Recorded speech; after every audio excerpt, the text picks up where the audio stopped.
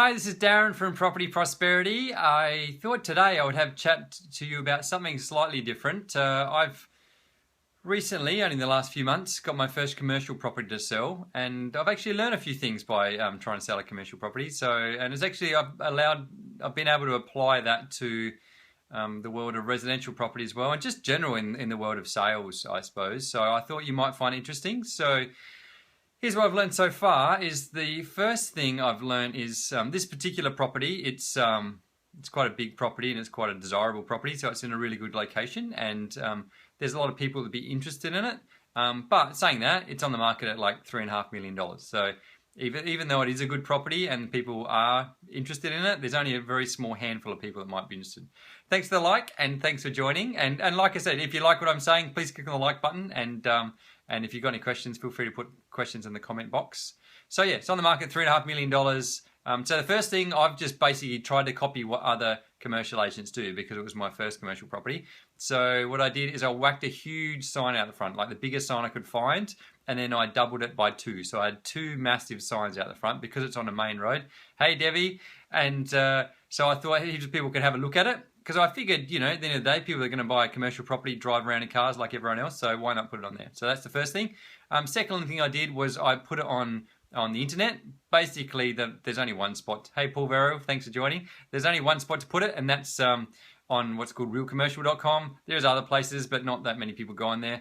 Unfortunately, they've worked out some sort of scam thing, these internet providers, and so they charge you thousands of dollars to put an advert on there, which is nuts, but at the end of the day, that's where people go. So that the next thing to think about after we've done the sign and then put an advert on the internet is then how do we go and actually sell this thing? Because my concern was at the end of the day, there's only a really small handful of people that could, you know, got $3.5 million to spend. And the crazy thing is, this is a development site. So you spend $3.5 million, you don't actually get anything you can do anything with. You still have to build a building on that, which might be millions of dollars on top of that. So you can imagine the number of people. It might only be a handful of people that might even slightly be interested, and that's hoping that they're in the right place at the right time to actually want to buy it. So I knew right from the start that a sign and an advert on the internet wasn't going to cut it. So basically I knew what I needed to do was go and find those 5 people, because I don't necessarily know those 5 people with millions of dollars sitting in their bank account waiting to buy a development site.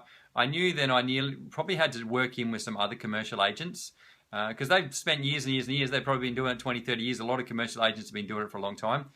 They've probably got all the contacts, and if there's only like 20 people that can afford this thing, then why don't I just deal with those people? So first thing you really then need to understand is no one's going to do anything for free, so I would have to give a few bucks to those commercial agents to allow me to access their database of people that might be interested.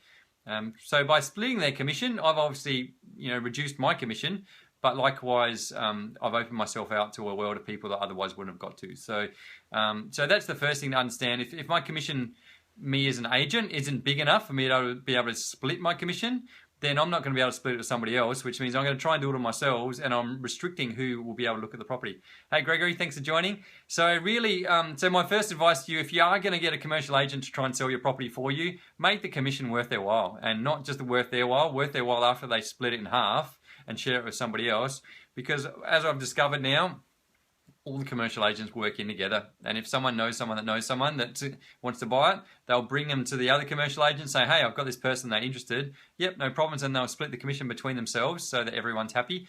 Because there's such a small number of people that might be interested, then really they've got to work in together. Otherwise, you know, it's just going to be too difficult trying to find the right buyer. So yeah, make sure your commission's worth their while, and worth their while. If it's half the commission, it's still worth their while. Because if they're only going to get a few bucks, and it is quite difficult to sell a commercial property. There's only very few people looking at buying it. It may take, you know, years to try and sell this property. So why are they going to put in crazy amounts of effort if they're going to get, you know, $1,000 when they could go off and try and sell something for a lot more? So it's unfortunate, and it seems like these agents getting crazy amounts of money for not doing very much. But unless it's a good amount of money, they're probably not going to put the effort in, really. So make sure the commission is fair, that you think they're going to try hard enough to try and get that commission. Because at the end of the day, when you're talking millions of dollars you're selling a property for, you want to make sure you know, you can give away, you know, quite a fair chunk of that and still make it worth your while and motivate the agent to try really hard. So So that's the thing. So we put a signboard up, add a thing on the internet, which who knows what that does, and then we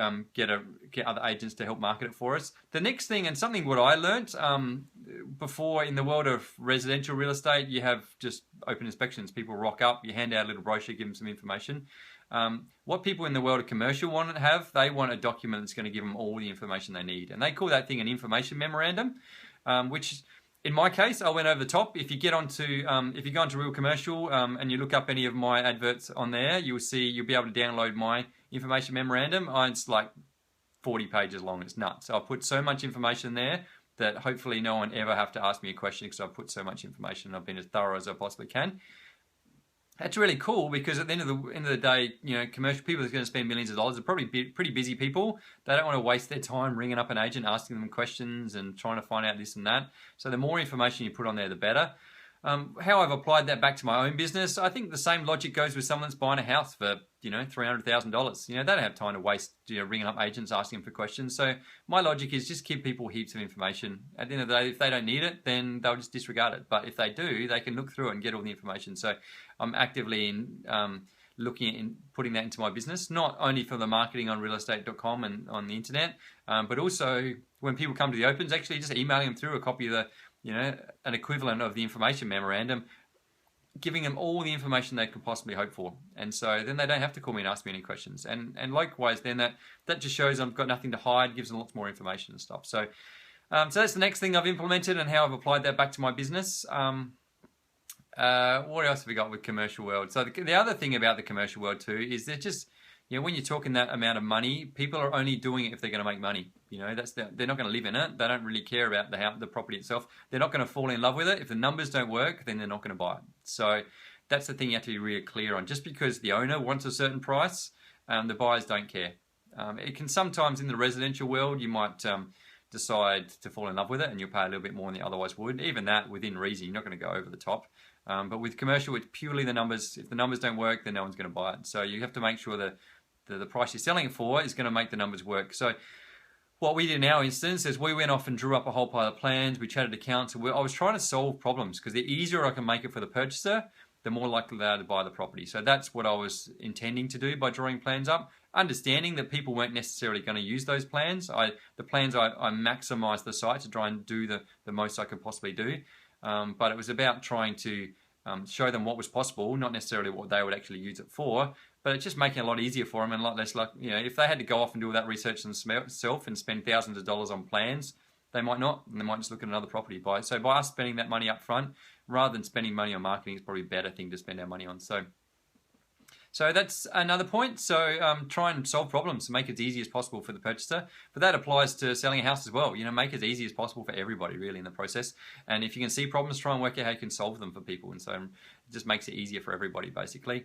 And the final thing is, what is the final thing? Basically solving their problems, then just trying to be flexible is probably the last thing. With commercial things, you might not want the whole development side or only want a portion of it, or you might need terms. In fact, they might need a joint venture arrangement where you can, provide a portion of the land, they provide the build, you're working it together. Just be open to options, and this applies to houses as well, Make it as easy as possible, but likewise be as flexible as possible. If someone says, hey, well, I can't move in for a year, what are we going to do? Then don't just say, well, too bad, my owner wants to settle in 30 days. Try and work out a way that they can move in a year and settle in 30 days. Maybe find a tenant that's going to cover for the next year while that period's happening. And that's happened with a house I've just recently sold. They paid a little bit more than what they wanted to. They weren't going to be able to afford to move in straight away. So I said, hey, why don't we just put a tenant in there? You can save up some more money. So we've actually sold the property. They're going to settle based on the rental income. It's going to help them be able to purchase the property, but they're not going to move in for 2 years now. And so then when they're ready, they can move into the house they've always hoped for, and they've had the money to be able to do it, and the tenant's going to cover that cost in the meantime. So hopefully that made sense to everyone. If you've got any questions, feel free to put in the comments box. If it's made sense to you, click a like. If you think someone might find that useful, then click on the share button. And I look forward to answering your questions in the future. Thanks, guys. Have a good day. Bye.